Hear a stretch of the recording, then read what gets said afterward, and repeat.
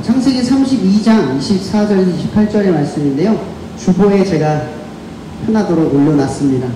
교독해서 읽어보도록 할게요. 제가 먼저 읽겠습니다. 야곱은 홀로 남았더니 어떤 사람이 날이 새도록 야곱과 씨름하다가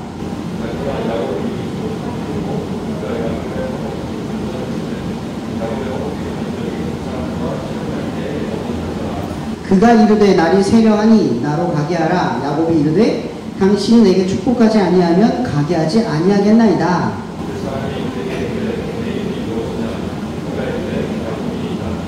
함께 읽겠습니다. 그가 이르되 내 이름을 다시는 야곱이라 부를 것이 아니요 이스라엘이라 부를 것이니 이는 내가 하나님과 및 사람들과 겨루어 이겼음이니라. 아멘. 이런 말씀의 오늘 제목이 다시는 야곱이라 부르지 않겠다 라는 주제를 가지고 전하려고 합니다. 그럼 야곱이라고 하는 사람의 이름의 뜻이 뭔지 아시죠? 교회에 안 다니실 분들은 모르시겠지만 다니는 분들은 거의 다 알 거예요. 발 뒤꿈치라는 뜻입니다. 근데 이게 유대인에게 어떤 의미인지는 모르겠지만 이게 야긋괴를 야근괴, 나쁜 잔머리 뭐 이런 것들을 상징한다고 해요. 그러니까 이 야곱의 이름의 뜻은 잔머리를 쓰는 사람, 그 세상을 야근수로 살아가는 사람, 조금 비겁한 수를 써도 목적을 성취하려고 하는 사람. 오늘 제가 처음에 오늘 말씀을 나누면서 시험에 대해서 이야기했던 거랑 비슷합니다. 제가 했던 아까의 기억 말씀드릴 겁니다. 제가 항상 이 캠퍼스 사역을 할 때마다 그 얘기를 해요. 저는 대학교 3학년 때까지 공부를 하면 내가 잘할 수 있다는 걸 한 번도 경험해 본 적이 없었어요.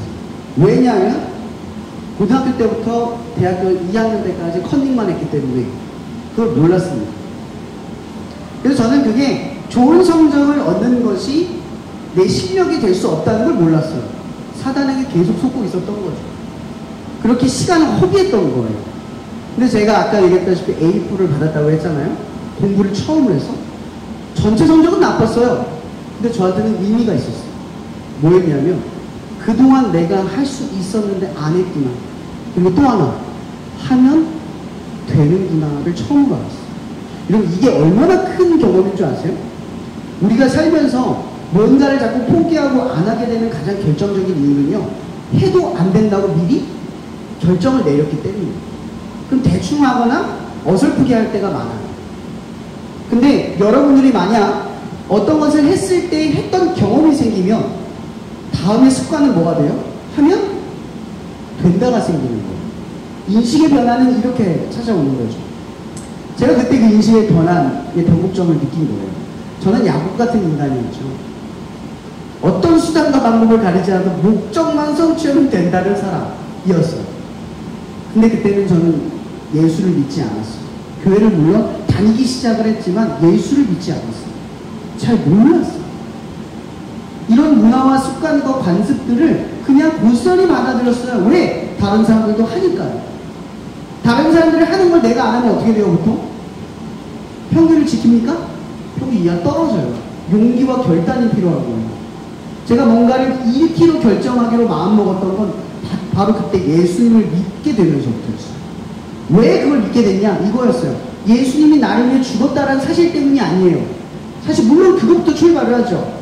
근데 그분이 나를 위해 죽었다라는 사실, 그걸 더 역설적으로 더 들어가면 뭐냐면 그분이 주시는 건 내가 가지려는 것보다 옳다고 하는 진실을 마주했기 때문입니다. 내가 추구하려는 건 뭐예요? 좋은 성적. 근데 주님이 원하는 건 뭐예요? 고민하지 않는 거. 그것이 충돌한 거예요.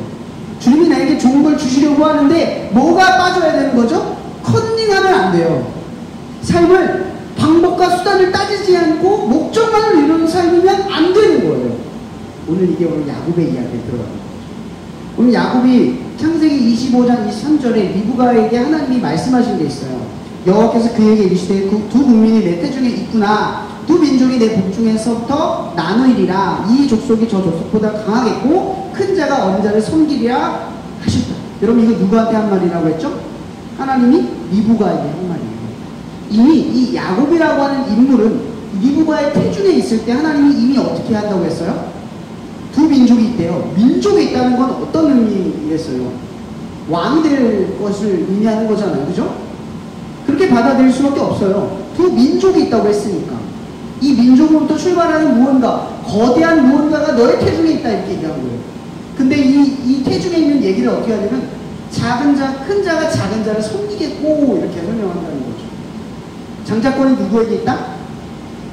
야곱. 유대인의 전통에서는요, 장자는 항상 첫째여야만 된다고 율법에 나와 있어요. 정확하게 나와 있어요. 절대 그러면 안 된다고 돼 있어요. 예를 들어 내가 아내를 2명을 얻었다 쳐요. 근데 둘째 아내를 너무 사랑해. 그 둘째를 통해서 낳아서 둘째가 됐어. 사랑하는 아내에게 장자권을 불려주면 안 된다고 돼 있어요. 무조건 뭐예요? 첫 번째 기여, 첫째에게 줘야 된다라고 성경은 명시되어 있어요. 명확하게. 근데 율법에 의하면 안 되는 건데 율법도 나오기도 전에 이 말씀을 하신 거예요. 하나님이 이미 예정을 하는 거죠. 하나님 말씀이 율법이니까 사실 어긋난 건 아니에요. 하나님의 뜻이니까. 율법도 하나님의 뜻이고. 근데 중요한 건 하나님이 태초에 고지를 했다라는 거죠. 그래서 야곱이 탄생을 했어요. 자, 이제 야곱의 운명, 데스티니는 뭐죠? 데스티니는 뭐예요? 가장 큰 민족. 이게 그의 운명이에요. 자, 여러분 이 생각을 한번 해봅시다. 하나님이 야곱에게 이러한 고지를 내렸다라는 건 야곱의 어떠한 것과 상관없이 하나님이 이루겠다라는 결정인가요? 아니면 야곱이 그 결정한 걸 이루기 위해서 뭔가를 해야 한다는 뜻일까요? 어떤 생각 드세요? A예요, B예요? 당연히 A예요. 하나님 지금 야곱에게 결정을 내렸어요. 태어나기도 전에. 무슨 결정이요? 내가 너를 이룰 거야. 너를 이룰 거야. 네가 나를 위해 이루는 게 아니라 내가 너를 위해 이룰 거야가 시작된 거예요. 자, 근데 문제는 이거죠. 갑자기 이삭이 눈이 멀어요. 이삭이 눈이 멀어요. 이삭은 약속의 자녀죠. 이삭에게도 약점이 있어요. 연약한 점이 있어요. 눈이 멀었는데 이 눈이 먼 사건에서 그치면 안 돼요. 성경에서 눈은 하나님에게 시선을 두는, 어디에 시선을 두느냐의 문제를 두고 있어요. 그러니까 이 야곱이 눈이 멀었다는 얘기는 뭘 의미하냐면 야곱이 지금 하나님을 바라보는 시야가 어두워졌다 이 뜻이에요. 근데 무슨 일이 벌어졌냐면 야곱의 나이가 저번에 한번 말했죠? 한 130세 정도가 됐어요. 근데 지금 누가 죽었냐면 형 이스마엘이 죽었어요. 그러니까 당연히 이 사람의 상식으로는 유대인이 한 세대가 40세니까 이 지금 몇 세대를 산 거예요? 3세대를 산 거잖아요. 그럼 이미 죽고도 넘는 나이를 살고 있기 때문에 언제 죽어도 의심할 수 없는 나이인 거예요. 근데 이 이삭이 형이 죽고 난 다음에 뭐가 벌어져요? 눈이 멀어요. 여러분 같으면 어떻겠어요? 나도 이제 곧 죽겠구나 생각 안 들겠어요? 들겠죠? 분명히 들 거예요. 근데 사실은 죽지 않아요. 나중에 성경 읽어보세요. 이삭이 언제까지 살아있어요? 야곱이 돌아와서 인사를 할 때까지 살아있어요. 참 이상하죠?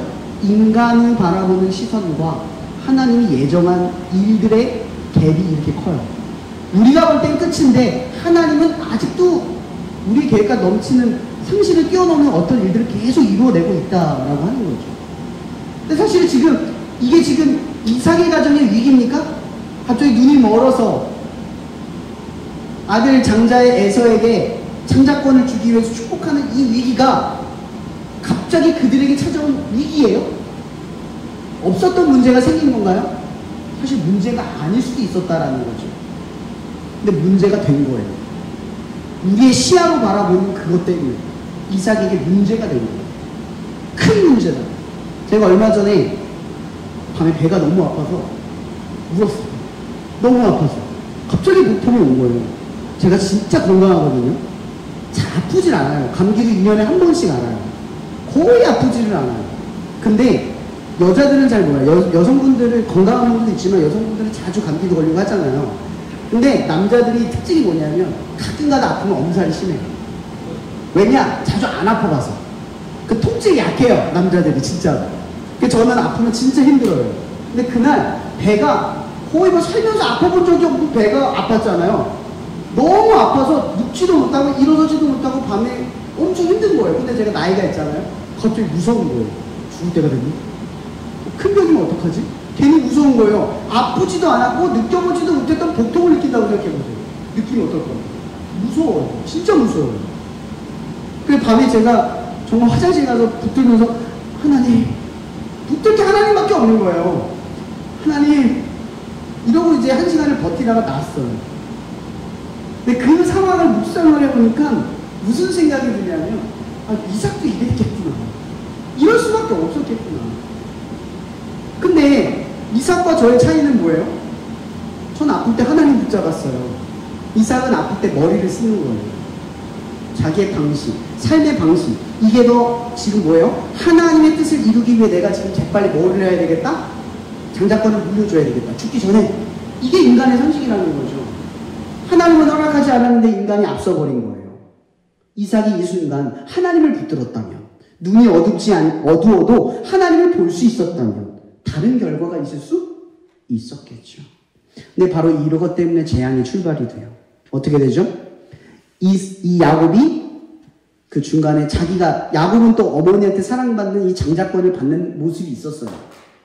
그리고 에서는 사냥꾼인데 아버지만 사랑하는, 어머니에게 사랑받지 못하는 하나님과 동떨어진 인생을 살았단 말이에요. 그리고 계획이 생기기 시작했어요. 그러니까 이삭의 가치관이 아버지에게, 에서에게 흘러간 거고요. 리브가의 가치관이 야곱에게 흘러간 거예요. 그러니까 이삭도 하나님의 자녀이고 약속의 자녀였지만 그 삶의 가치관이 뭐가 있다면 사람의 상식들로 뻗어 있었다는 거죠. 그게 보여주는 거예요. 누구를 사랑했느냐의 방향을 보여주는 거죠.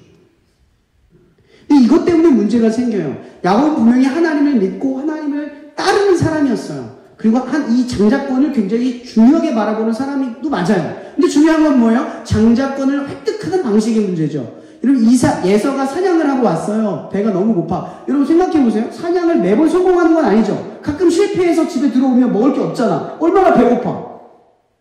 근데 야곱이 뭐라 그랬어요? 머리가 잘 돌아간다 그랬죠. 목적을 위해서는 수단과 방법을 안 가려요. 기회를 본 거죠. 언젠간 에서가 너무 심각한 공복 속에서 내가 요구하는 걸 주지 않을까? 그게 먹혔네요. 그래서 장자권을 뺏어요. 말로. 근데 여러분 생각해 보세요. 가끔 여러분들 제가 어렸을 때죠. 어렸을 때 참 좀 뭐라고 하죠? 미성숙할 때 우리가 세상을 너무 쉽게 바라볼 때가 있어요. 여러분 그거 아시죠? 사람과 사람 간의 거래를 할 때는 반드시 뭐가 있어야 돼요? 증서가 있어야 돼요. 어른들은 알아요. 구두로 약속된 거는 아무리 보증이 되어도 어때요? 바뀌어요. 구두는 증명되지 않아요. 근데 야곱이 어때요? 말로써 얻은 것을 마치 증거인 것처럼 삼으려고 한다는 거죠. 근데 중요한 건 뭐예요? 야곱이 믿어야 할 것은 하나님이에요. 자기가 행동으로 이 말로써 내가 장자권을 얻었다라고 하는 이 구두적 약속이 하나님이 나를 장자로 쓰겠다고 하는 보증이 아니란 말이에요. 근데 야곱이 그 잔머리를 써서 인간적으로 얻는 획득인 거예요. 보세요. 나중에 에서가 이걸 기억해내고 아버지, 예전에도 야곱이 그랬습니다. 장자권을 뺏으려고. 그 야근수를 기억해내는 거예요. 그러니까 실력이 자라나지 않고 성과를 쫓아가는 것이 얼마나 위험한가를 성경은 이야기하고 있다라고 하는 거죠. 근데 야곱이 계속 이렇게 잔머리를 쓰다가 결국 어떻게 돼요? 어머니 리브가의 말을 듣게 돼요. 그 리브가의 말을 듣고 야곱이 에서의 채취와 에서의 어떤 옷을 입고 아버지에게 가서 속여요. 근데 이삭이 얼마나 의심이 많은 사람이냐면 몇 번을 확인을 해요. 근데 뻔뻔하게도 이러면 시킨 리브가가 나쁜 것 같아요? 야곱이 나쁜 것 같아요? 둘 다 나쁜 거예요. 근데 야곱이 더 나쁜 게 뭔지 아세요? 아버지를 눈앞에서 3번 속여요. 거짓말을 얼마나 잘하는 사람이면 당사자 앞에서 3번을 뻔뻔하게 떨림없이 말할 수 있을까요? 여러분 이거는요 훈련되지 않으면 절대 안 돼요. 거짓말이 훈련되지 않는 사기꾼은 절대 중요한 순간에 사기 기질을 발휘할 수 없어요. 이 얘기는 뭔지 아세요? 야곱은 하나님도 믿고 하나님의 약속도 믿고 하나님이 이룰 것도 믿었지만 방법과 수단에 있어서는 세상에 물들어 있었던 사람이었다라는 거예요. 죄를 짓는 것이 죄인 줄 몰랐고 죄를 짓는 것이 오히려 하나님의 뜻을 이루는 수단에 더 적합하다라고 스스로가 용납하고 받아들이는 인생을 살았다라는 거죠. 하나님을 믿는데 수단과 방식이 하나님이 원하는 것과 너무 동떨어져 있어요. 우리들의 모습도 이래요. 하나님이 여러분들은 하나님의 자녀래요. 빛이고 소금이래요. 근데 그 방식이, 그 수단이 하나님이 원하는 것과 너무 떨어져 있는 거예요. 야곱이 이렇게 하는 거예요. 자, 그런데 중요한 건 이거죠. 아직 야곱은 바뀌었어요? 안 바뀌었어요? 안 바뀌었어요. 자, 근데 이건 좀 억울하지 않아요? 하나님이 야곱을 선택하고 에서를 선택하지 않은 걸까요? 너무 불공평하지 않아요? 그렇잖아요. 야곱은 왜 저렇게 하나님이 그 민족을 이루는데 쓰시고 에서는 왜 저렇게 멸망하는 사람으로 선택했을까? 아니에요. 그 뜻이 아니에요. 우리가 세상의 가치를 보면 항상 뭐가 보이냐면 뭐가 더 크냐, 뭐가 더 명예로우냐, 뭐가 더 유익이냐를 따지기 때문에 그런 거예요. 이 땅에서 보면 항상 큰 게 더 중요해요. 근데 여기서 말하는 크다라는 게 뭐예요? 제가 예전에 얘기했죠. 창세기에. 이 아브라함이 별과 같이 모래와 같이 많은 자손들, 이 들이라고 하는 개념이 뭐예요? 위대한 그 어떤 존재를 의미한다고 했죠. 아브라함이 믿음으로 결국 계보를 이어서 완성한 사람이 누구예요? 아브라함이 이룬 건 아니지만 예수 그리스도. 이 야곱을 통해서 누가 탄생해요? 예수 그리스도. 두 민족 중에 크다라고 하는 것은 민족의 크기, 나라의 크기, 왕권의 크기를 의미하는 게 아니라 하나님의 나라를 잇는 이 계보의 크기, 그 원대함의 크기를 의미하는 거예요. 차이가 없어요. 보세요. 만약에 그러면 하나님이 차별로 줬다면 지금 야곱은 보세요. 야곱이 집에서 뭐 하는 사람이에요? 얼굴 허여하고 허옇고 내성적이고 사냥할 줄 모르고 인기 없는 사람이에요. 근데 형 에서는 어때요? 털 많고 붉고 어때요?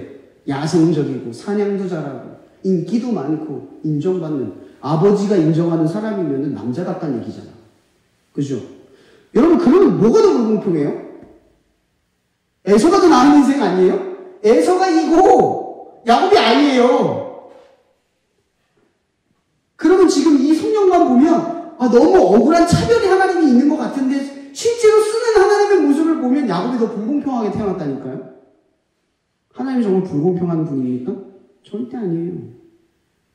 에서도 쓰고 야곱도 쓰시려고 하는데 중요한 건 이 뜻을 이루기 위해 야곱을 선택했다는 것 뿐이에요. 차이가 없어요. 둘 다 민족이에요. 둘 다 쓸 거예요. 근데 그 둘 중에 하나님이 야곱을 통해 쓰시겠다? 약속을 하신 거죠.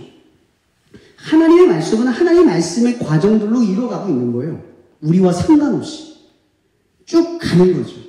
근데 이 야곱을 통해서 이제 뭐예요? 하나님의 계보가 이루어지기 전에 중요한 사건들이 벌어지는 거예요. 중요한 건 이거죠. 야곱이 하나님의 약속을 이루기 위해 실력이 부족했다. 이게 관점이에요. 하나님이 지금 하나님의 약속을 이루기 위해 야곱의 실력이 부족했다는 거예요. 성과를 이루기 위한 머리는 좋았으나 그 수단과 방식을 버리지 않는 열망함은 탁월했으나 중요한 건 뭐예요? 거기에 믿음의 실력이 없었다는 거죠.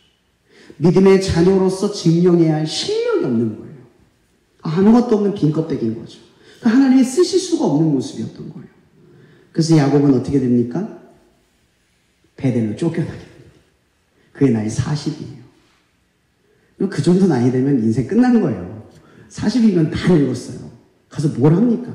빈털터리로 쫓겨났어요. 성격은 아이예요. 소심해요. 사냥도 할 줄 몰라요.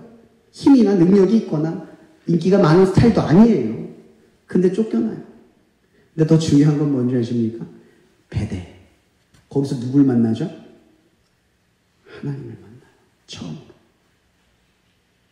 그가 하나님의 선택받은 사람이었고 하나님이 예정대로 끌어가는 사람이었고 하나님이 약속한 사람이었는데 하나님을 처음 만나요. 거기는 어떤 장소인 줄 아세요? 잔머리가 통하지 않는 장소. 내 인생의 이력이 필요 없는 장소. 지금 나의 사정도 고백할 수도 없고 인정을 호소할 수도 없는 장소. 거기에 도착하고 나니까 비로소 누가 보여요?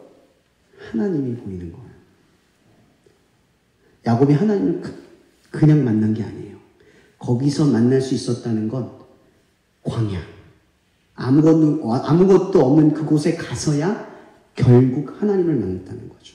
그러니까 여러분이 하나님을 만나려면 어떻게 만나야 되냐? 잔머리를 쓸 수 없는 곳을 밀려놔야 된다는 거예요. 더 이상 내 잔머리가 먹히지 않는 장소로 가야 거기에 하나님이 계신다는 거예요. 내 방법과 내 방식이 통하지 않을 때 비로소 누굴 붙들게 돼요? 하나님을 붙들게 되는 거예요. 거기서 하나님은 야곱을 만납니다. 그리고 이 야곱은 하나님을 만나게 되고 하나님은 그에게 약속을 합니다. 그것이 창세기 28장 15절의 말씀이에요. 전 이 말씀 진짜 좋아합니다. 예를 들게요. 내가 너와 함께 있어 내가 어디로 가든지 너를 지키며 너를 이끌어 이 땅으로 돌아가게 할지라. 내가 내게 허락한 것을 다 이루기까지 절대로 너를 떠나지 아니하리라 하신지라. 여러분 여기에 뭐가 들어있는 줄 아세요? 하나님의 일방적임이 들어있어요. 내가 너 너와 상관없이 내가 너를 반드시 어떻게 하겠대요? 약속의 자녀 변화시킬 거예요. 근데 중요한 건 이거죠. 하나님은 우리에게 말씀하세요. 변화시키겠다고 약속하시는 거예요. 말씀하시고 선포했어요. 이미 이루어 놓으신 것처럼 말씀하세요. 중요한 건 우리에게 뭐가 있어야 된다고요? 믿음이 있어야 돼요. 이 말씀을 믿어야죠. 이런 믿는다는 게 아는 걸 의미하는 게 아니잖아요. 믿는다는 건 그 믿음을 갖고 행동한다는 뜻이에요.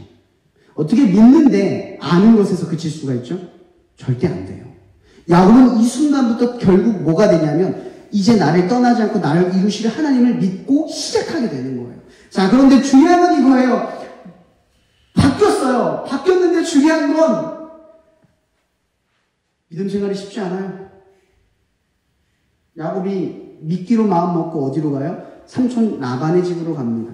근데 그곳에 가서 내가 믿기로 결단한 순간부터 좋은 일이 벌어지나요? 형통하고 순탄한 일이 벌어지나요? 믿으니까 다 축복되고 다 원만하고 다 좋은 일이 벌어져요? 절대 안 일어나요. 제가 스쿨처치를 충전 섬기잖아요. 학교 가면. 제가 아이들에게 늘 하는 얘기가 있어요. 왜냐면 아이들은 내가 믿음 생활을 하고 기도 모임을 통해서 자기 믿음이 드러날 기대감으로 부풀어 있거든요. 근데 사실은요, 세상 게 녹록하지 않아요. 아이들이 학교에서 기도 모임을 시작한다고 하면 선생님들이 칭찬해 줄 것 같나요? 친구들이 너 교회 다녀? 야, 너 예수 믿니? 이렇게 반응할 것 같나요? 또 기도 모임에 찾아오는 친구들 중에 믿음 좋은 애들이 와서 할렐루야 하면 찬양할 것 같나요? 예배하고 있는데 떠들고 방해하고 장난치고 마음이 상하게 할 수도 있어요. 우리가 믿기로 작정했을 때 하나님을 향해서 믿음으로 행동하기 시작했을 때 좋은 일이 생겨나지 않는 이유가 뭔지 아십니까? 이전의 방식을 떠나서 다른 삶의 방식을 하기로 결정하기 때문에 그래요. 그래서 절대 원만하거나 쉬운 일이 벌어지지 않아요. 내가 믿음으로 행동하기로 마음을 먹는 순간 야곱처럼 라반을 만나게 돼 있다는 거죠. 여러분의 삶에 저항이 일어나는 그 누군가를 만나게 되어 있어요. 이렇게 이 야곱이 라반을 통해서 계속해서 어려운 일을 겪어요. 근데 그 어려운 과정을 겪을 때 다 설명할 수 없지만 이 야곱이 그냥 겪지 않아요. 하나님이 약속하고 또 말씀하고 그 삶에 개입하셔서 야곱이 말도 안 되는 상식을 뛰어넘은 자기의 꾀가 아닌 방식으로 행동하기 시작해요. 아롱진 그 양 알죠? 여러분 그거 과학적이지 않은 거예요. 상식적이지 않은 거예요. 근데 야곱이 바보가 아닌 이상 그걸 따라하겠어요? 계속 양을 키웠던 사람인데 그게 일어날 일이라고 생각했겠어요? 하나님 말씀하셨잖아요. 말씀하신 것을 경험하고 경험하다 이렇게 가나안 땅으로 들어가게 된 거예요. 결국 나중에 하나님이 그거 갚아주시잖아요. 그래서 라반이 잘못됐다는 걸 하나님이 경고해 주시고 야곱이 처음으로 라반한테 따지잖아요. 당신이 죄를 지어서 나한테 그런 거라고. 하나님이 그를 의롭게 만들어 주시잖아요. 근데 거기서 끝나나요? 이제 아직 약속 여정은 끝난 게 아니잖아요. 야곱은 어디까지 가야 되죠? 베델에서 약속했던 그 약속만큼 가야 돼요. 베델로 가기로 마음먹었어요. 그러니까 지금 어디로 가야 되는 거예요? 정말 마주하고 계시는 그 누군가를 만나야 돼요. 그 사람이 누구죠? 에서. 마지막을 만나는 거예요. 마지막. 나의 잔꾀가 묻어있던 그 자리. 나의 죄를 마주할 그 자리. 나의 잘못을 해결해야 할 그 자리로 가는 거예요. 이게 회개죠. 하나님이 여러분들을 회개의 장소로 끌어간다고요. 오늘 본문의 얘기가 바로 거기서 출발하는 겁니다. 이 야곱이 지금 이제 야복과 강가에서 기도를 하는 거예요. 다 가족을 보내놓고 자기 잔머리를 다 써놓고 잔머리를 다 쓰고 나니까 이제 잔머리 쓸 게 없어요. 결국 에서를 마주해야 되는 상황에 직면하게 됐어요. 거기서 누구랑 싸워요? 하나님의 사자와 씨름했다라고 이야기돼요. 여기서 씨름했다라는 것은 하나님과 뭐 씨름에서 견줘서 이겼다는 뜻이 아니라 이 씨름은 하나님을 붙들고 놓지 않았다는 얘기예요. 나 축복해 줄 때까지, 나 바꿔줄 때까지, 나 이 상황에서 건져내 줄 때까지 나 하나님 안 놔요. 그거예요. 나머지 여러분의 상상력에 맡길게요. 어쨌든 야곱은 그런 순간들을 통해서 뭘 겪죠? 이 허벅지에 힘줄이 끊어지는 역사를 경험해요. 그럼 에서가 야곱을 용서할 수 있었던 결정적인 이유가 뭔지 아세요? 상상을 한번 해보세요. 야곱이 허벅지에 힘줄이 끊어졌어요. 그의 걷는 자세가 어땠죠? 이렇게 했을 거예요. 그죠? 그러면 에서가 저 멀리서 야곱을 봤을 때 야곱이 어떻게 걸어왔겠어요? 쩔뚝 이러고 걸어왔어요. 그러면 에서가 어떤 마음으로 야곱을 바라봤을까요? 불쌍하다. 고생하다 왔구나. 여러분, 사람의 상식으로는 절대 해결할 수 없었던 일을 하나님이 해결한 거예요. 어떻게? 야곱의 힘줄을 끊어서 그를 불쌍한 모습으로 뒤바꿔서 그의 부유하고 성공한 모습이 감춰지게 하신 거예요. 에서를 맞설 수 없는 사람으로 만듦으로써 이 야곱을 축복하신 거예요. 그리고 이 야곱에 대하여 하나님이 뭐라고 말하죠? 내가 너는 더 이상 뭐로 부르지 않겠대요? 야곱이라 부르지 않겠다. 그리고 너를 이제는 뭐로 부른다고요? 이스라엘. 이스라엘 뜻은 하나님의 백성. 네가 이제 하나님의 백성이야. 너로부터 이제 하나님의 백성이 출발돼. 실제로 12지파의 아들을 낳죠. 그 지파의 출발이에요. 여러분, 야곱을 이스라엘로 바꾸는 하나님의 이 역사를 생각해 보세요. 어떻게 바꾸죠? 여러분들을 바꾸는 걸 어떻게 바꾸세요? 하나님은 여러분들 하나님의 자녀로 선포하셨습니다. 그리고 하나님은 여러분들을 빛이자 소금이라고 이미 명령하셨고 이미 그렇게 하실 거예요. 근데 빛과 소금, 하나님의 자녀가 되기 위해 이 야곱을 이스라엘로 바꾸는 과정으로 여러분들을 끌어내실 거라는 거죠. 분명한 건 이거예요. 반드시 바꾸실 거예요. 하나님은 반드시 여러분들을 바꾸실 거예요. 나는 안 되고 나는 답이 없는 인생이라고 생각하지 마세요. 하나님은 반드시 바꿀 거예요. 여러분, 야곱이 쩔뚝거리는 인생이라고 해서 불쌍해진 게 아니잖아요. 그의 인생이 이 쩔뚝거리는 모습 때문에 불쌍해진 거나 망한 인생이 아니에요. 그가 나중에 바로왕 앞에 서서 말합니다. 나는 험악한 세월을 살았습니다. 여러분, 여기서 험악하다라는 뜻이 무엇을 의미하는 줄 아세요? 인생이 너무 힘들었어 이 뜻이 아니에요. 그리스도인들은 알걸요? 힘들 때 하나님 만난 추억들이 쌓이면 힘든 것들이 다 은혜라는 거. 야곱이 지금 바로왕 앞에서 무슨 얘기를 한 걸까요? 다 은혜였어요. 나는 비록 힘들고 어려운 삶을 살았지만 그 모든 삶에 하나님의 역사와 하나님의 일들이 추억되어 있어요. 그 뜻이에요.